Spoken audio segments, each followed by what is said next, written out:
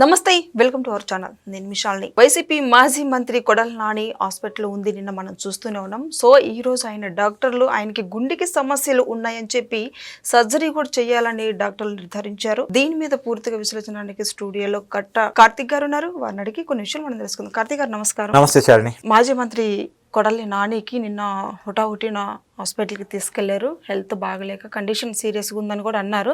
అయితే బట్ ఈరోజు డాక్టర్లు నిర్ధారించింది ఏంటంటే గుండె సమస్యలు ఉన్నాయని చెప్పి సర్జరీ కూడా చెయ్యాలి అని అన్నారు. దీని మీద మీ స్పందన ఏంటి? ఆయన ఫస్ట్ గ్యాస్ట్రిక్ ప్రాబ్లంతో సఫర్ అవుతున్నాడు అనుకుని హాస్పిటల్కి తీసుకెళ్లారు. హైదరాబాద్ గచ్చిబౌలి ఏజీ హాస్పిటల్లో జాయిన్ చేయించారు. తర్వాత గుండె సంబంధించినటువంటి ఇబ్బందులు కూడా ఉన్నాయని తేలింది నిర్ధారణలో.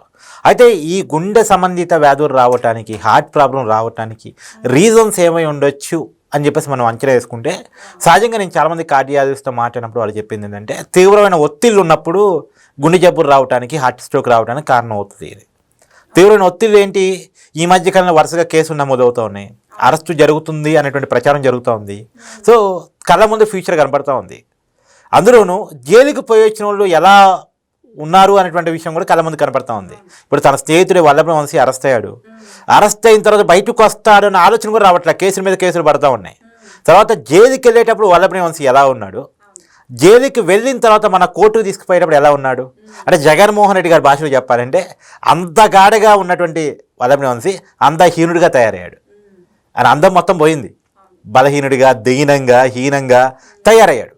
సో ఇది మనం ఎలా చూసామో కొడాలని కూడా చూస్తాడుగా. సో తన కళ్ళ ముందు తన ఫ్యూచర్ కనపడుతుంది. బూతులు తిట్టినందుకు పోసానికి ఇష్టమల్లే 3 జైలు తిరిగాడు. రాజంపేట జైలు తిరిగాడు, కర్నూలు జైలు తిరిగాడు, గుంటూరు జైలు తిరిగాడు. 3 జైలు తిరిగాడు. సో కొడాలని ఇంకెన్ని జైలు తిరగాల్సి వచ్చింది? వైజాగ్లో కేసు పెట్టింది లా స్టూడెంట్ కాబట్టి తనకి స్టేషన్ చుట్టూ, జైల చుట్టూ తిరగాల్సి వచ్చింది అన్నది ఒకటి. అరెస్ట్ అయిన తర్వాత కేసు మీద కేసు పడిద్ది, అంత తొందరగా బయటికి రాలేను అన్నది 2. అంటే నెలల తరబడి, సంవత్సరాల తరబడి కూడా ఉండాల్సి వచ్చిందేమో అన్నటువంటిది ఒకటి. ఎందుకంటే పోసానికి ఇష్టం కేవలం బూతులు మాత్రమే తిట్టాడు. కొడాలని బూతులు అదనము, అది మించి అక్రమాలు, బెదిరింపులు, కబ్జాలు, ఇలా రకరకాల కేసులు, అవినీతి కుంభకోణాలకు సంబంధించిన కేసులు.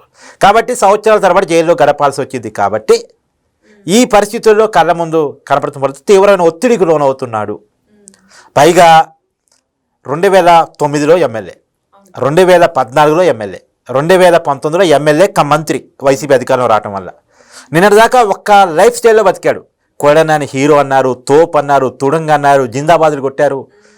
ఈ పరిస్థితుల్లో బతికిన కొడాలని మొన్న ఎన్నికల్లో ఓటమి తర్వాత అసలు బయట జనాల్లో మొహం చూపించుకోవడానికి కూడా రాలేని పరిస్థితిలో పడ్డాడు. ఎందుకంటే జనం తూ అని ఊసే పరిస్థితి, ఆ నెగిటివ్నెస్ని క్రియేట్ చేసుకున్నాడు. గుడివాడంటే కొడాలని, కొడాలని అంటే గుడివాడ అనే పరిస్థితి నుంచి గుడివాడ వీధుల్లో తిరగలేని పరిస్థితిలో కొడాలని పడ్డాడు.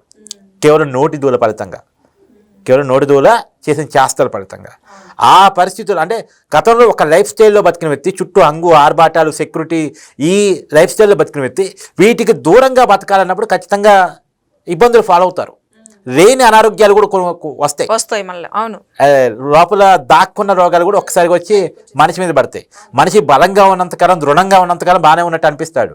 కానీ ఎప్పుడైతే నెగిటివ్ సిచ్యువేషన్స్ వస్తాయో అన్నీ బయటపడతా ఉంటాయి. కానీ నెగిటివ్ సిచ్యువేషన్ తట్టుకోవడం అంత ఈజీ కాదు. నెగిటివ్ సిచ్యువేషన్స్ కొంతమంది మాత్రమే తట్టుకోగలరు. ఫర్ ఎగ్జాంపుల్ చంద్రబాబు నాయుడు గారు ఉన్నారు. 74 ఏళ్ళ వయసులో కూడా జైల్లో పెట్టారు. కానీ చాలా దృఢంగా ఉండి ఎదుర్కొని బయటకు వచ్చి మళ్ళా జనంలోకి వెళ్ళి ముఖ్యమంత్రి కాగలిగారు. కానీ ఆయన ఏదో నోటుకొచ్చినా తిట్టిన వీళ్ళు చిన్న చిన్న వాటికే తట్టుకునే పరిస్థితులు పడ్డారు. ఎవరు నిజమైన ధైర్యవంతులు, ఎవరు నిజమైన హీరోలు? నెగిటివ్ సిచ్యువేషన్స్లో కూడా తట్టుకోగలిగినోడు హీరో. కానీ అన్ని అవకాశాలు ఉన్నప్పుడు హీరో హీరో హీరో అని చుట్టూ భజన బ్యాచ్తో అనిపించుకున్నాడు హీరో కాదు ఎప్పుడుకి. ఇప్పుడున్న పరిస్థితిని తట్టుకుంటే హీరో అవుతాడు, కానీ తట్టుకోలేని పరిస్థితిలో ఉన్నాడు.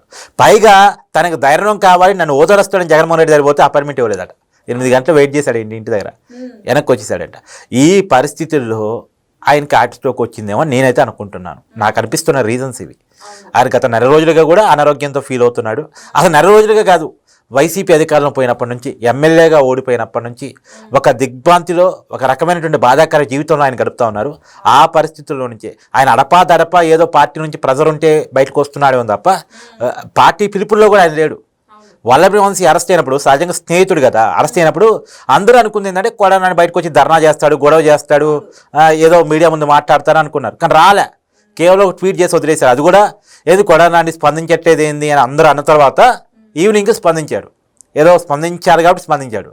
ఇప్పుడు అరెస్ట్ అయినప్పుడు వల్లభనేని వంశీని హైదరాబాద్లో అరెస్ట్ చేశారు, విజయవాడ తీసుకొచ్చినప్పుడు స్టేషన్లో పెట్టారు ఎంక్వైరీ పేరుతోటి, భార్యని కూడా లోపలే పోనీలేదు. అప్పుడు వచ్చి భార్యను ఓదారిస్తే లేదా వల్లభనేని వంశీని ఓదారిస్తే ఓ రకంగా ఉంటుంది కదా, హాస్పిటల్లో వైద్య పరీక్షలు నిర్వహించారు, అప్పుడన్నా వస్తాడనుకున్నారు, కోర్టుకి హాజరుపరిచేటప్పుడు కూడా వస్తాడనుకున్నారు, జైలు కాడికి వచ్చి ములాఖాత్ తీసుకుంటాడనుకున్నారు, ఏం జరగలే.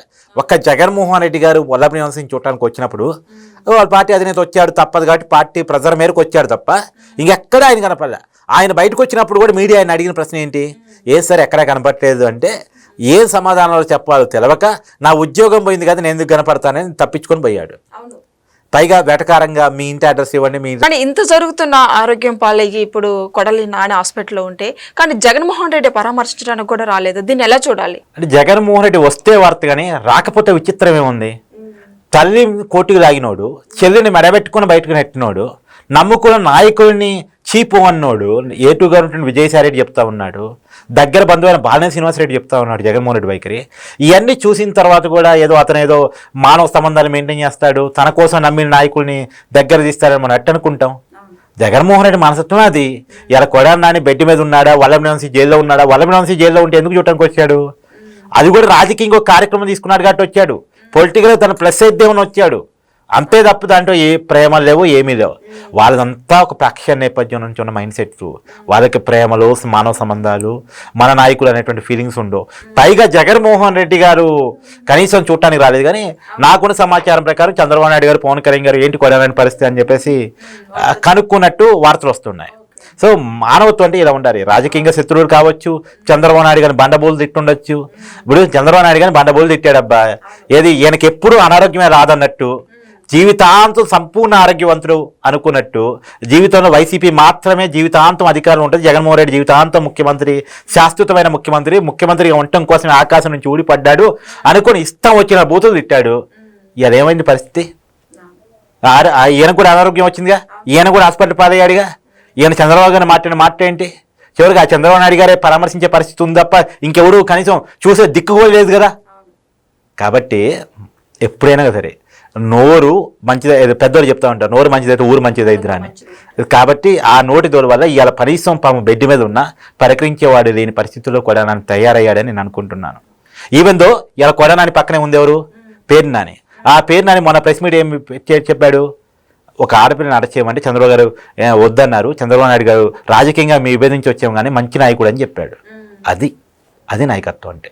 దాన్ని వీళ్ళు నేర్చుకోవాలి. వీళ్ళు జగన్మోహన్ రెడ్డి దగ్గర ఉండటం వల్ల తప్పుదారి పట్టారు అంతే. Thank you.